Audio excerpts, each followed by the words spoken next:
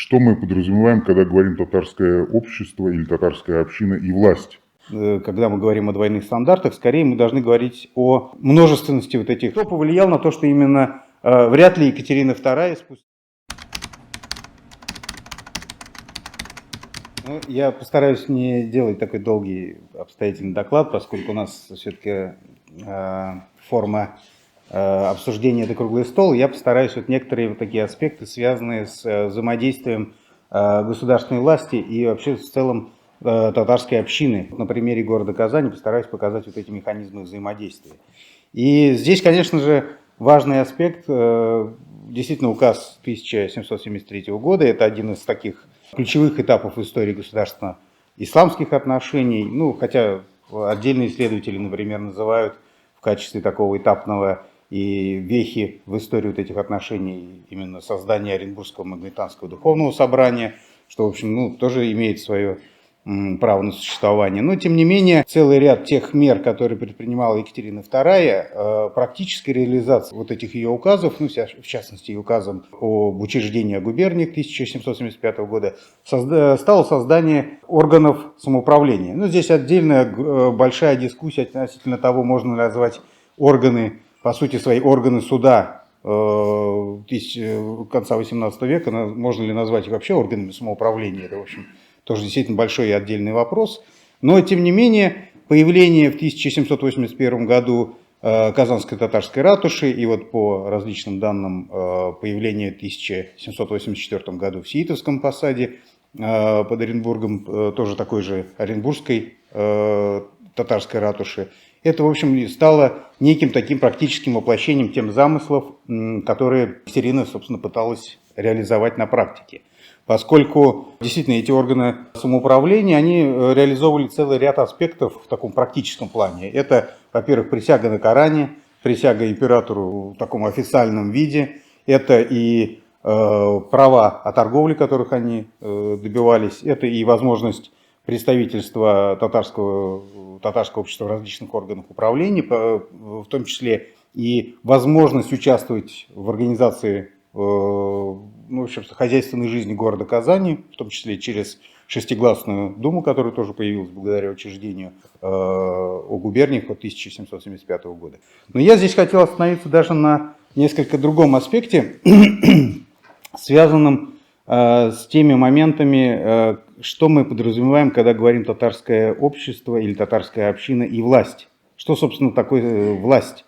И рассматривая историю татарской общины города Казани и вообще Казанской татарской ратуши, мы понимаем, что, в общем, вот это общее понятие власть, которое мы используем, она никогда не была ну, некий такой единой. Когда мы говорим о двойных стандартах, скорее мы должны говорить о множественности вот этих властей. И на примере татарской общины это очень хорошо видно. Но, в частности,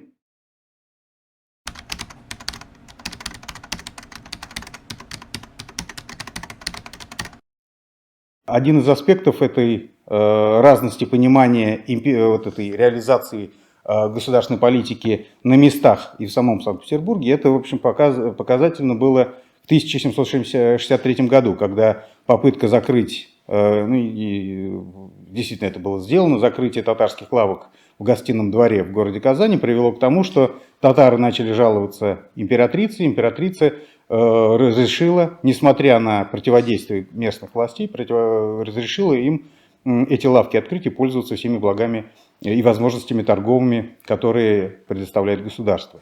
То есть это вот один из таких тоже моментов, когда местная власть выступала по сути своей, реализовывала то же самое свои властные полномочия, исходя из тех своих собственных соображений, которые вот она считала являются правильными, поскольку они и казанский губернатор, и местное русское купечество совершенно разумно говорили о том, что статус служилых татар, он не определен, поскольку они не относятся, с одной стороны, к купечеству, поскольку не платят все долженствующие к этому пошлины, и в то же время они не совсем являются государственными крестьянами, поскольку не облагаются, ну, не выполняют те государственные повинности, которые присущи были крестьянству.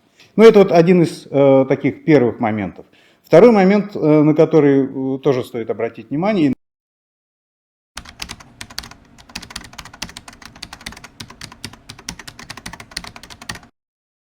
это появление вот этих из устных указов на основании той практики взаимоотношений, которая складывалась в регионе. Ну, например, когда говорилось о появлении вот этого самого указа о веротерпимости, который являлся, по сути, результатом взаимодействия, прямого взаимодействия императрицы и местной татарской общины. Вот появление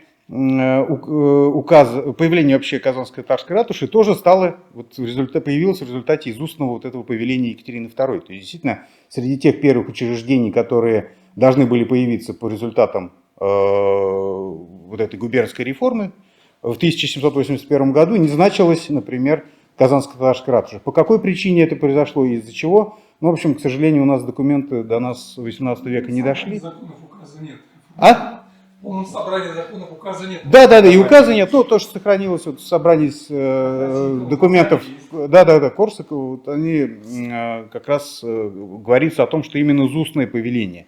Здесь вот опять же момент, связанный с тем, кто повлиял на то, что именно вряд ли Екатерина II спустя 15, больше даже лет после того, как побывала здесь в Казани, озаботилась тем, что необходимо вот это создать некий небольшой орган самоуправления, и вряд ли она каждый раз входила вот в эти все вопросы, когда учреждалась та или иная губерния. Но тем не менее, вот это изустное повеление говорит о том, что у государственной власти, в частности центральной власти в Санкт-Петербурге, были свои представления о том, что такой орган самоуправления должен был появиться в Казани для конкретно татарских слобод города Казани.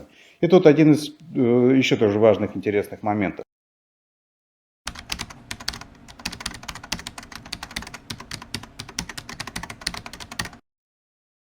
Другим стало то, о чем говорил Айдар Исурович, моментов, это то, что появление вот этого органа самоуправления Казанской татарской ратуши, по идее, с точки зрения законодательства, давало татарской общине, татарам, проживающим на территории старой и новой татарских слобод, позволяло заниматься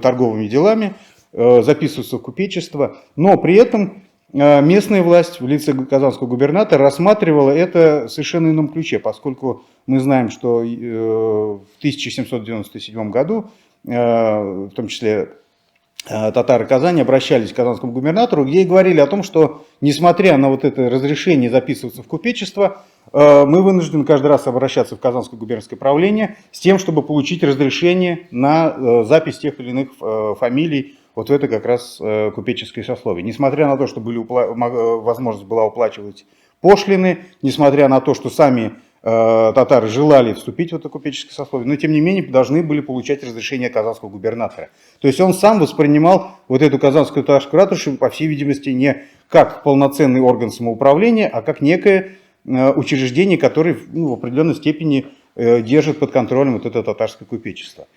И здесь вот с этим связан другой момент, очень интересный, как раз взаимодействие вот этой региональной власти и центральной власти.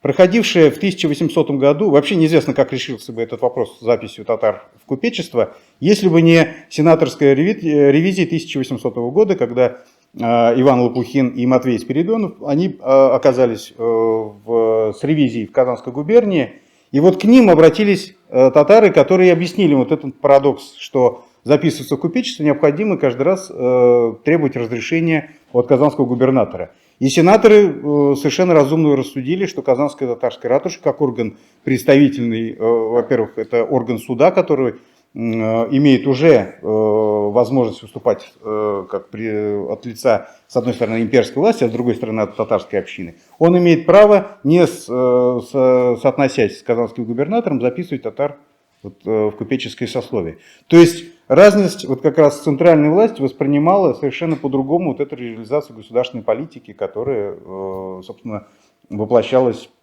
в эпоху Екатерины II.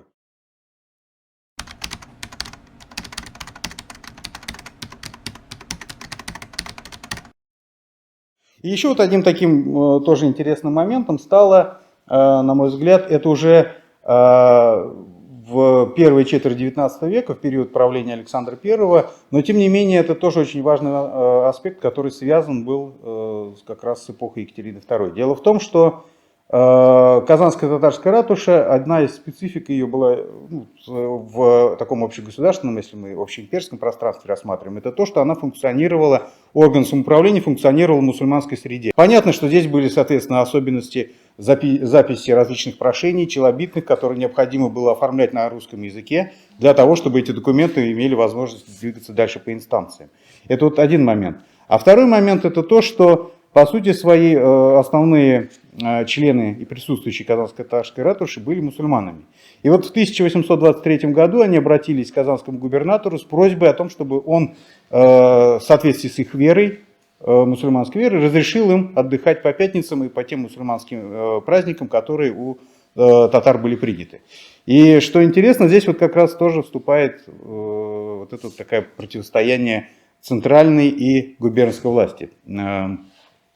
Связано, ну, естественно, казанский губернатор, поскольку вопрос, по всей видимости, имел достаточно четкое юридическое обоснование, он не смог решить этот вопрос сам и обратился уже в Сенат. Соответственно, в Сенате этот вопрос тоже рассматривался. Более того, привлекли для обсуждения этого вопроса Кочубея.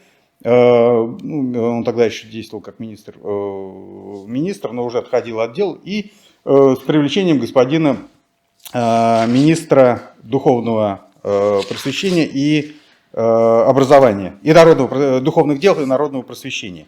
И вот по результатам этого обсуждения было принято решение о том, что да, необходимо было мусульманам, присутствующим Казанской татарской ратуши, можно разрешить отдыхать по пятницам и по мусульманским дням, которые у татар имеются. Ну, соответственно, с этим был запрос из Сената в Казань сюда, в Казанскую татарскую ратушу, сначала к губернатору, потом он обратился в Казанскую татарскую ратушу с просьбой объяснить, какие же дни мусульманские необходимо освободить праздники, по каким дням случаются. И татары сказали, что пятница есть святой день для мусульман, а вот праздники, они являются плавающими. Соответственно, вот каждый год они меняют свою дату. Но, тем не менее, вот указ этот был принят.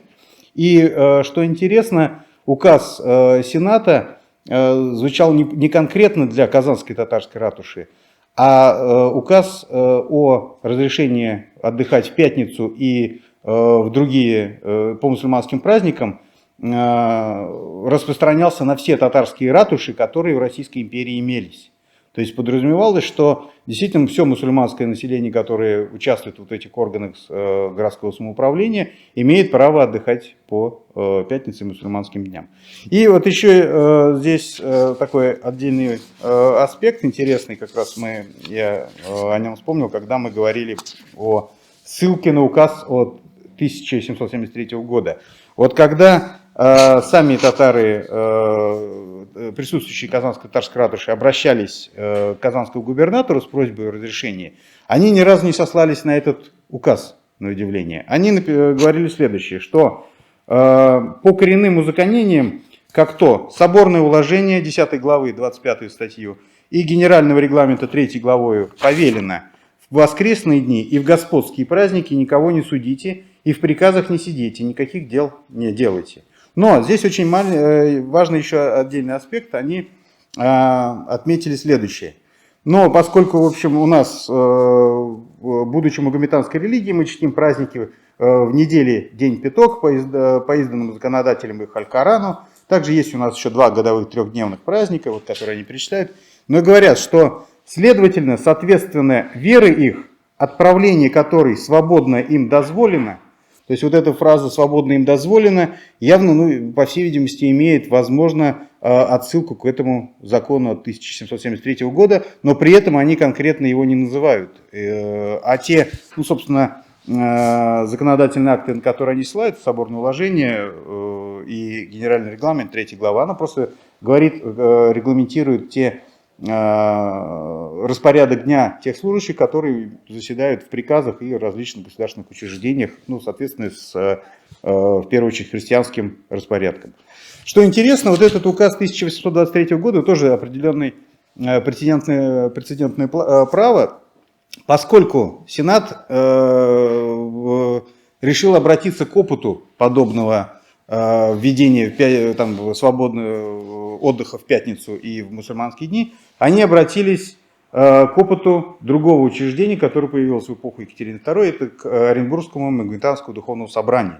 И они в соответствии с этим как раз и сказали, что привели конкретный пример, что да, от 15 июня 1792 года действительно Магометанское духовное собрание освобождено от присутствия по пятницам и, соображаясь с этим, полагает, что татарские ратуши, где они есть, могут быть освобождены от заседаний по пятницам и другим магометанским праздникам. Ну, здесь я просто не буду отдельно еще вдаваться в целый ряд вот таких моментов, связанных с взаимодействием татарской общины и государственной власти, но даже на примере вот этого взаимодействия в области религиозном, он показывает, что вот эта практика реализации вот этих имперских идей, она часто вот разнилась собственно, в центральной власти, в Санкт-Петербурга, и здесь на местах. Часто вот эти, поэтому, когда мы говорим взаимодействие татарской общины и власти, то мы все-таки подразумеваем, что власть, она имела многоликий такой характер и могла представлять совершенно по-разному. Не говоря уж о том, что здесь уже говорилось о том, что акторами вот этой, как говорят сейчас, этой региональной власти могли выступать и казанский губернатор, и отдельные православные иерархи, и целый ряд представителей, например, какого-то купеческого сословия. То есть, в принципе, реализация вот этой политики во многом зависела от того, как кто ее реализовывал на местах. Вот вкратце на этом все. Спасибо за внимание.